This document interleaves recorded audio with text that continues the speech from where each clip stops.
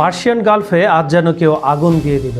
একদিকে বাগদাদে মার্কিন দূতাবাসে ইরানের বৃষ্টির মতো ড্রোন আর রকেট হামলা, অন্যদিকে ইরান ফাঁস করে দিয়েছে সেই সব ইসরায়েলি ও মার্কিন পাইলটদের পরিচয় যারা হামলা চালিয়েছিল তেহরানে। কিন্তু এর মাঝে এই সবচেয়ে রহস্যময় ঘটনাটা কি জানেন? খোদ নেতানিয়াহু ক্যামেরার সামনে এসে নিজের আঙুল গুনে দেখাচ্ছেন কেন তাকে এই আজব কাজ করতে হলো, আর কেনই বা পারস্য উপসাগরের উত্তাল সমুদ্রে ডোনাল্ড ট্রাম্প আজ একদম একা। চীনের ভাসমান চোখ কি তবে পাল্টে দিচ্ছে যুদ্ধের পুরো সমীকরণ? আসসালামু আলাইকুম বন্ধুরা, খবর সংযোগের জিওপলিটিক্যাল নিউজের আজকের ভিডিওতে আমরা সংবাদের পেছনের এমন সব চাঞ্চল্যকর সত্য খোঁজার চেষ্টা করব যা আপনাকে শিউরে উঠতে বাধ্য করবে। পুরো ভিডিওটি না দেখলে মধ্যপ্রাচ্যের এই আগ্নেয়গিরির আসল রূপ আপনি মিস করতে পারেন। চলুন তাহলে শুরু করা যাক। ইরাকের রাজধানী বাগদাদ আজ এক রণক্ষেত্রে পরিণত হয়েছিল। মার্কিন দূতাবাসের আকাশ ফুঁড়ে ধেয়ে এলো একের পর এক ড্রোন আর রকেট। নিরাপত্তা কর্মকর্তাদের মতে এটি ছিল সাম্প্রতিক সময়ের মধ্যে মার্কিন স্থাপনায় চালানো সবচেয়ে শক্তিশালী এবং বিধ্বংসী আক্রমণ। অন্তত 5টি ড্রোন এবং 4টি রকেট নিয়ে চালানো এই হামলায় কেঁপে ওঠে পুরো গ্রিন জোন। প্রত্যক্ষদর্শীরা বলছেন দূতাবাসের ভেতর থেকে আগুনের লেলিহান শিখা আর কালো ধোঁয়ার কুণ্ডলী আকাশকে ঢেকে ফেলেছে। এই সময় দূতাবাসের যে কয়েকজন মানুষ অবশিষ্ট ছিল মার্কিন নাগরিক, তাদের দৌড়ে পালাতে দেখা যায় একটি ভিডিওতে। আরও দেখা যাচ্ছে মার্কিন আকাশ প্রতিরক্ষা ব্যবস্থা মরিয়া হয়ে ড্রোনগুলোকে ঠেকানোর চেষ্টা করছে, কিন্তু সব শেষ রক্ষার হয়নি। অন্তত একটি ড্রোন সরাসরি আঘাত হেনেছে দূতাবাস প্রাঙ্গণের ভেতরে। এই হামলার রেশ কাটতে না কাটতে বাগদাদের জাদরিয়া এলাকায় শিয়া মিলিশিয়াদের সদর দপ্তরে পাল্টা বিমান হামলা চালানো হয়, যেখানে অন্তত 2 জনের মৃত্যুর খবর পাওয়া গেছে। এই মৃত্যুর খবরগুলা মার্কিন যুক্তরাষ্ট্র ইসরায়েল দ্রুত দিয়ে দেয় তার প্রতিপক্ষ, কিন্তু নিজেদের যে ক্যাজুয়ালিটি হয় এগুলা তারা দিতে চায় না, প্রকাশ হয় না, কিন্তু আস্তে আস্তে প্রকাশ হচ্ছে। মার্কিন দূতাবাসের যে হামলা হয়েছে সেখানেও অনেকে হতাহত হয়েছেন বলে নিরপেক্ষ সূত্র দাবি করছে। ইরান ইসরায়েল উত্তেজনার এই উত্তপ্ত সময়ে বাগদাদের এই হামলাকে পুরো মধ্যপ্রাচ্যকে এক ভয়াবহ যুদ্ধের দিকে ঠেলে দিচ্ছে। মার্কিন শক্তিকে চ্যালেঞ্জ জানানো এই হামলার পেছনে আসলে কারা? পেন্টাগনের পরবর্তী পদক্ষেপ কি হবে তা নিয়ে এখন পুরো বিশ্ব চরম উদ্বেগে। পরিস্থিতি দ্রুত মোড় নিচ্ছে এক নতুন সংকটের দিকে। সম্প্রতি ইরান দাবি করেছে 28শে ফেব্রুয়ারি ইরানি ভূখণ্ডে বা স্বার্থে আঘাত হানায় ইসরায়েলি ও মার্কিন যুদ্ধবিমানের পাইলটদের পরিচয় তারা শনাক্ত করতে সক্ষম হয়েছে। তেহরানের গোয়েন্দা সংস্থাগুলো জানিয়েছে এই হামলায় সরাসরি জড়িত পাইলটদের নাম, পদবি আর ব্যক্তিগত তথ্যের একটি তালিকা তাদের হাতে রয়েছে। এই তথ্য ফাঁসের ঘটনাটি মধ্যপ্রাচ্যের বর্তমান অস্থিতিশীলতার পরিস্থিতিকে নতুন করে ঘি ঢালছে এবং ইরানের হাতে সেই পাইলটদের ফাইল রয়েছে। এখন তারা হুমকি দিচ্ছে সময় বুঝে যুদ্ধের বাইরে গিয়ে এদের বিরুদ্ধে ব্যবস্থা নেওয়া হবে, কারণ এদেরই বোমার আঘাতে ইরানে নিরাপরাধ মানুষ মারা গেছে, শিশুদের স্কুলে বোমা ফেলা হয়েছে, তাই এদেরকে কোনোভাবে ছাড় দেবে না ইরান। ইরানের সামরিক কমান্ডারদের পক্ষ থেকে জানানো হয়েছে এই পাইলটরা এখন থেকে তাদের টার্গেট লিস্টে রয়েছে। ইরানের নীতি নির্ধারকরা ইঙ্গিত দিয়েছেন প্রথাগত যুদ্ধের বাইরেও এই পাইলটদের উপর ভয়ঙ্কর প্রতিশোধ নেওয়া হতে পারে। বিশ্লেষকদের মতে ইরান হয়তো সরাসরি কোনো দেশে হামলা না চালিয়ে তাদের প্রক্সি নেটওয়ার্ক বা সাইবার হামলার মাধ্যমে এই প্রতিশোধ নেওয়ার পরিকল্পনা করছে। এর আগে জেনারেল কাসেম সুলাইমানি হত্যার পর ইরান যেভাবে মার্কিন ঘাঁটিতে ব্যালিস্টিক মিসাইল ছুড়েছিল, এবারও তেমন কোনো বড় মাপে সামরিক প্রতিক্রিয়ার আশঙ্কা করা হচ্ছে। আশঙ্কার এখানে কিছু নেই, কারণ অলরেডি ড্রোন হামলা, মিসাইল হামলা, প্রক্সি যোদ্ধাদের হামলায় কোণঠাসা হয়ে গেছে ইসরায়েল এবং মার্কিন সেনারা, এবং 27টা বেস মার্কিন যুক্তরাষ্ট্রে খালি হয়ে গেছে। এখন দূতাবাসগুলো খালি করছে, ওদিকে ইসরায়েলের ভেতরের অবস্থা আরও করুন। এসব বিষয় নিয়ে আমি আমাদের সন্ধ্যার যে ভিডিওটা আপলোড দিব সেখানে আপনারা চোখ রাখেন। দুর্দান্ত এই তথ্যগুলা আপনারা এনজয় করবেন। এদিকে আমেরিকা ও ইসরায়েল এই দাবির বিষয়ে এখনও কোনো আনুষ্ঠানিক প্রতিক্রিয়া জানায়নি, তবে পেন্টাগন ও মোসাদের পক্ষ থেকে তাদের কর্মকর্তাদের নিরাপত্তা জোরদার করা হয়েছে। মারা যাওয়ার পর মারা গেছে, তারপরে জোরদার করা হয়েছে। খুব সুন্দর তাদের গোয়েন্দা সংস্থার কাজ।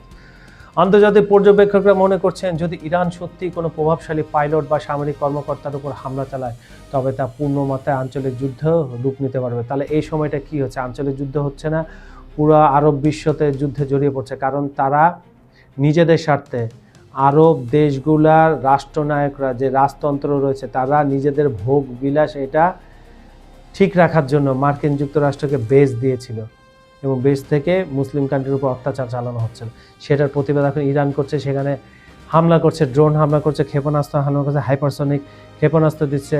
বর্তমান পরিস্থিতিতে সাধারণ মানুষের মধ্যে আতঙ্ক বিরাজ করছে, বিশেষ করে লোহিত সাগর এবং পারস্য উপসাগরের অঞ্চলে বাণিজ্যিক জাহাজের নিরাপত্তা ও আকাশপথের সুরক্ষা নিয়ে বড় প্রশ্ন দেখা দিয়েছে। ইরান যদি তাদের হুমকির বাস্তবায়ন করে তবে তা বৈশ্বিক তেলের বাজার এবং অর্থনীতির উপর এক বিধ্বংসী প্রভাব ফেলতে পারে। অলরেডি এটা শুরু হয়ে গেছে। মধ্যপ্রাচ্যের বারুদ ঠাসা পরিস্থিতির মাঝে বিশ্বজুড়ে তোলপাড় সৃষ্টি করেছে ইসরায়েলি প্রধানমন্ত্রী বেনিয়ামিন নেতানিয়াহুর একটি ভিডিও। সম্প্রতি ইলন মাস্কের চ্যাটবট গ্রোক দাবি করেছিল নেতানিয়াহুর হাতে 6টি আঙুল দেখা যাচ্ছে এবং ভিডিওটি আসলে এআই দিয়ে তৈরি। এই ডিপফেক বিতর্ক আর নিজের মৃত্যুর গুজব উড়িয়ে দিতে এবার একেবারে জনসম্মুখে হাজির হলেন সেই ব্যক্তিটি। ভিডিওতে দেখা যাচ্ছে জেরুজালেমের রাস্তায় সাধারণ নাগরিকদের সঙ্গে খোশ গল্পে মেতেছে নেতানিয়াহু। রাস্তার পাশে থাকা একটি কনেনাইট মানে ইসরায়েলের জাতীয় জাতের যে একটা কুকুর আছে, দুজন দেখা করছে, মজা করে জিজ্ঞাসা করেন এটা কার কুকুর। এরপরে আসে আসল চমক। আগের ভিডিওতে আঙুল নিয়ে যে রহস্য তৈরি হয়েছিল তার জবাবে 2 হাত উঁচিয়ে হাসি মুখে তিনি বলেন, আঙুল গুনতে চাও, এই দেখো এখানে আর এখানে, দেখলে তো। এইভাবে তিনি ব্যঙ্গ করেন। যুদ্ধের আবহে এক অন্যরকম বার্তা দিল সে। ইরানের সর্বোচ্চ নেতা আলী খামেনির মৃত্যুর পর মধ্যপ্রাচ্যে যখন 18তম দিনে মতো চরম উত্তেজনা চলছে তখন নেতানিয়াহুর এই ভিডিওর মাধ্যমে নিজের সুস্থতা উপস্থিতির প্রমাণ দিলেন। ভিডিও শেষে স্থানীয়দের নিরাপদ আশ্রয়ের খোঁজ নিয়ে তিনি দৃঢ়ভাবে বললেন, IDF জিতবে এবং আমরা নিজেদের রক্ষা করব। তোমরা নিজেদের রক্ষা করতে পারবে না, তোমাদের কোমর ভেঙে দিয়েছে ইরান এবং ইরানের প্রক্সি যোদ্ধারা। এই ভিডিওটি কেবলই গুজব থামানোর কৌশল নাকি যুদ্ধের ভয়াবহতার মাঝে ইসরায়েলি নাগরিকদের মনোবল চাঙ্গা করার চেষ্টা? রহস্য আর উত্তেজনায় ঘেরা এই ভিডিওটি এখন সামাজিক যোগাযোগ মাধ্যমে ঝড়ের গতিতে ভাইরাল হচ্ছে। আধুনিক যুদ্ধক্ষেত্রে তথ্যের চেয়ে শক্তিশালী কোনো অস্ত্র নেই, আর ঠিক এই কাজটাই করছে চীনা স্পাইশিপ লিয়াংং 1। প্রায় 2টি ফুটবল মাঠের সমান বিশাল এই জাহাজটি 6000 কিলোমিটার ব্যাসার্ধের মধ্যে যে কোনো সামরিক মুভমেন্ট শনাক্ত করতে সক্ষম। আরব সাগরে অবস্থানরত এই জাহাজটি শত্রু শক্তির বিমান বা মিসাইলের গতিবিধি রিয়েল টাইমে মনিটর করে থাকে বলে ধারণা করা হয়। অভিযোগ রয়েছে এই গুরুত্বপূর্ণ গোয়েন্দা তথ্যগুলো ইরানকে সরবরাহ করার মাধ্যমেই মধ্যপ্রাচ্যে মার্কিন ও ইসরায়েলি ঘাঁটিতে নিখুঁত হামলা চালানো সম্ভব হচ্ছে। অভিযোগের কিছু নাই। চীন তাদের এই মার্কিন যুক্তরাষ্ট্র ইসরায়েলকে কী করতেছে সেটা ফেসবুকে ওপেনলি ছেড়ে দেয়, আর বেশি সেন্সিটিভগুলো তারা ইরানের সাথে শেয়ার করে, রাশিয়ার সাথে শেয়ার করে, কারণ 3 জনের মধ্যে সামরিক জোট রয়েছে। এটা তো আর লুকানোর কিছু নাই। 14,000 কোটি টাকার মূল্যের এই জাহাজটি মূলত একটি হাইটেক মনিটরিং স্টেশন, যা পর্দার আড়াল থেকে যুদ্ধের মোড় ঘুরিয়ে দিচ্ছে। নিরাপত্তা বলয় ও বৈশ্বিক প্রভাব কিভাবে পড়ছে। এই জাহাজের সবচেয়ে বড় শক্তি হলো এর পেছনে থাকা চীনের বিশাল নৌবাহিনী। বিশ্বের বৃহত্তম নৌবাহিনীর মালিক হওয়ায় সরাসরি এই জাহাজে হামলা করার সাহস দেখায় না কোনো পক্ষ, কারণ এর অর্থ হবে চীনের সাথে সরাসরি যুদ্ধে জড়ানো। ফলে আমেরিকা বা অন্য কোনো দেশ চাইলেও এই ভাসমান চোখে সহজে অকেজো করতে পারছে না। রাশিয়া ও চীনের এই নেপথ্য সহায়তা প্রমাণ করে সম্মুখ যুদ্ধে অংশ না নিলেও প্রযুক্তির মাধ্যমে তারা ইরানকে কতটা শক্তিশালী করে তুলছে। বর্তমান ভূ রাজনীতিতে এই গোয়েন্দা জাহাজটি তাই পশ্চিমা শক্তিগুলোর জন্য এক বড় দুশ্চিন্তার কারণ হয়ে দাঁড়িয়েছে। পারস্য উপসাগরে কৌশলগত গুরুত্বপূর্ণ হরমুজ প্রণালী নিয়ে বর্তমান চরম উত্তেজনা বিরাজ করছে। বর্তমান এই সময়টায় ইরান যখন থেকে কন্ট্রোল করা শুরু করেছে, ইরানের সবসময় সেটা কন্ট্রোল ছিল, এতদিন ছাড় দিয়েছে, যুদ্ধের পরে নো ছাড়। এই জলপথ সচল রাখতে এবং ইরানি হাইপারসনিক মিসাইলের হুমকি মোকাবেলায় মার্কিন প্রেসিডেন্ট ডোনাল্ড ট্রাম্প একটি নৌ জোট গড়ার চেষ্টা করলেও তাতে বড় ধরনের ধাক্কা খেয়েছে ওয়াশিংটন। যুক্তরাষ্ট্রের এই সংকটকালে ইউরোপীয় ও এশীয় মিত্রদের দ্বারে দ্বারে ধর্ণা দিয়েও কোনো কাজ হয়নি। দরজায় দরজায় বলছে ট্রাম্প যে ভাই আমাকে সাহায্য করা, আমার সাথে তোমাদের জাহাজ পাঠাও। তারা ট্রাম্পের মুখের উপর দরজা বন্ধ করে দিচ্ছে। যুক্তরাষ্ট্রের সময়মধ্যে প্যাট ম্যাকডোফ্যান স্পষ্ট জানিয়ে দিয়েছেন ইরানের সঙ্গে এই সংঘাত একান্ত যুক্তরাষ্ট্র ও ইসরায়েলের, এই সঙ্গে ন্যাটোর কোনো সম্পর্ক নেই। একইভাবে জার্মানি ও গ্রিসই এই সামরিক তৎপরতায় জড়াতে অস্বীকৃতি জানিয়েছে। ট্রাম্পের লেনদেন নির্ভর কূটনীতির প্রতি ক্ষোভ প্রকাশ করে মিত্ররা সাফ জানিয়েছে তারা মধ্যপ্রাচ্যে নতুন কোনো যুদ্ধে নিজেদের সম্পৃক্ত করতে চায় না। সরাসরি তারা যুদ্ধে জড়াবে না, কোনোভাবে জড়াবে না। ট্রাম্প আর ইসরায়েল এটাকে বুঝুক। তারা ইরানের আগুন গায়ে লাগাবে না। জাপানের প্রধানমন্ত্রী সানায়ে তাকাইচি সংবিধানের যুদ্ধবিরোধী বাধ্যবাধকতার কথা উল্লেখ করে জাহাজ পাঠাতে অপারগতা প্রকাশ করেছেন, তিনিও পাঠাবেন না। অন্যদিকে দক্ষিণ কোরিয়ায় মার্কিন নৌজোটে যোগ দেওয়ার বিরুদ্ধে সাধারণ মানুষ ব্যাপক বিক্ষোভ শুরু করায় সিউল সরকার পিছু হটতে বাধ্য হয়েছে। অস্ট্রেলিয়াও জানিয়ে দিয়েছে তারা মধ্যপ্রাচ্যে কোনো যুদ্ধজাহাজ পাঠাবে না। মিত্রদের এমন আচরণে হতাশ ট্রাম্প হুঁশিয়ারি দিয়েছেন, এটি ন্যাটোর ভবিষ্যতের জন্য শুভ হবে না। তুমি শুধু হুঁশিয়ারি দাও, হুমকি দাও, কাজের কাজ ইরান করে ফেলে। ইরানের চ্যালেঞ্জ ও বর্তমান পরিস্থিতি। এদিকে ইরান সেনাবাহিনীর শক্তিশালী ইউনিট মার্কিন বাহিনীকে প্রকাশ্যে চ্যালেঞ্জ ছুড়ে বলেছে, ট্রাম্পের যদি সাহস থাকে তবে তিনি যেন এই জাহাজ উপসাগরে পাঠান। ইরান দাবি করেছে হরমুজ প্রণালী এখন তাদের পূর্ণ নিয়ন্ত্রণে। যুদ্ধের এই দামামের মধ্যে ভারত সামরিক শক্তির বদলে কূটনীতির পথ বেছে নিয়েছে। ভারতের পররাষ্ট্রমন্ত্রী জয়শঙ্কর জানিয়েছেন তারা জলপথের সুরক্ষায় সরাসরি ইরানের সঙ্গে আলোচনা করবেন। সংঘাতের তীব্রতা এতটাই বেড়েছে যে গত 24 ঘন্টায় 142 জন সেনাসহ মোট 3369 জন ইসরায়েলি আহত হওয়ার খবর পাওয়া গেছে।